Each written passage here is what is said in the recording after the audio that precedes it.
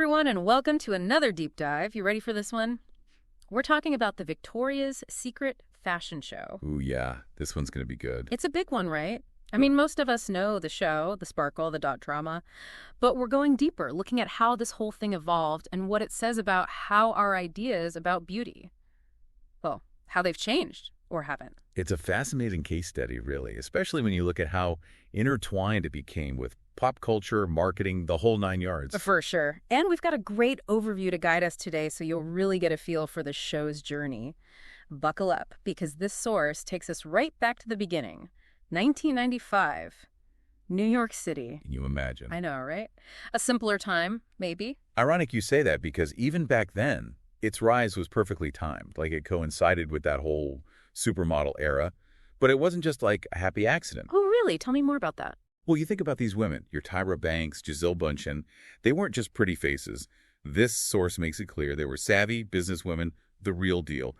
And their association with Victoria's Secret, it just elevated the brand, made it aspirational. It went from just lingerie to, I want that life. Oh, totally. It's like suddenly everyone wanted to be an angel. Exactly. Which, talk about a coveted title, but what did that actually mean back then, to be at the top of that game? It meant you were more than a model. You were a brand ambassador, The embodiment of their image at the time, and the source makes it clear, this was a major career move for these women. And speaking of major, we got to talk about the fantasy bra, right?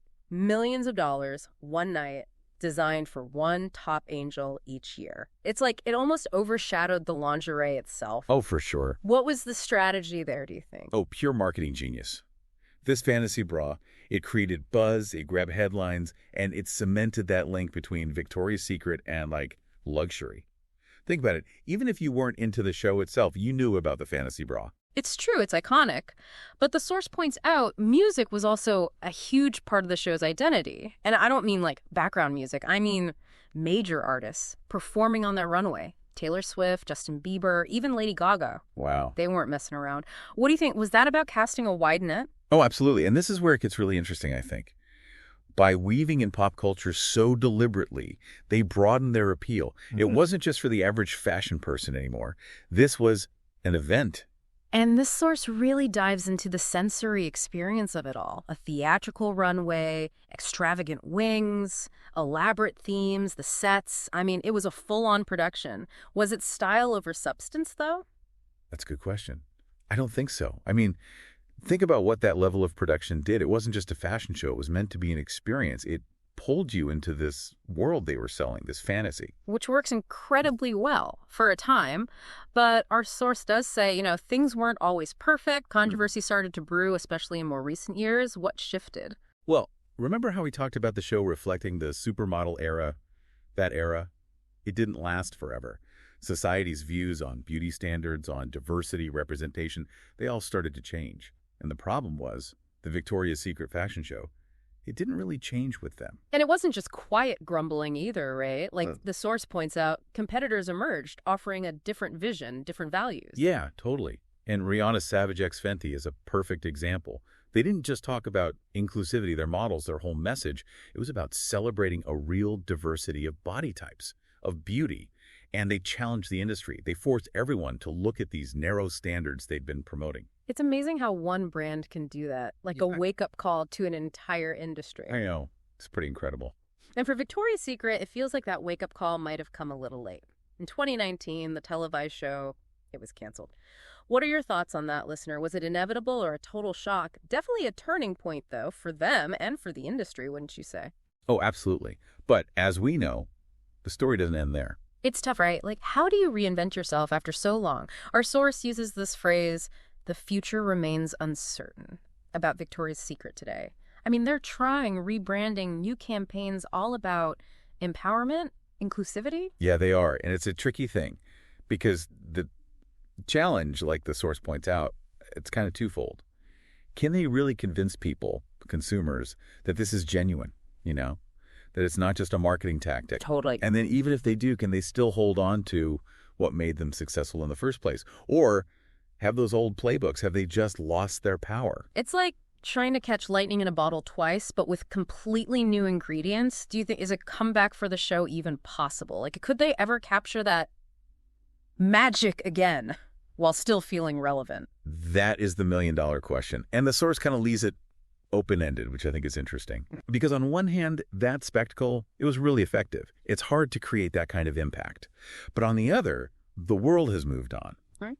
Inclusivity, body positivity, these aren't just buzzwords, they're expectations. And honestly, wouldn't it be amazing if the show could be part of that conversation in a real way? Imagine like a show that actually embraces diversity, empowerment, real beauty. That would be something to see. Yeah. But it would take a huge shift, not just in who they hire or what they say, but like their whole philosophy. The source doesn't really go there, but it makes you wonder, are they willing to do that? It is fascinating, though, how this one brand, this one fashion show, it sparks such a, I don't know, like a complex conversation because it's about so much more than just lingerie at this point. Right? Oh, absolutely. I mean, what we're really talking about here is a cultural shift. Right. The Victoria's Secret fashion show, for better or worse, it was like a mirror. It reflected our aspirations, our insecurities, and ultimately how we define beauty. And maybe, just maybe, by looking at that reflection, figuring out how we got here, we can imagine something different going forward, where beauty isn't just one brand, one body type, but something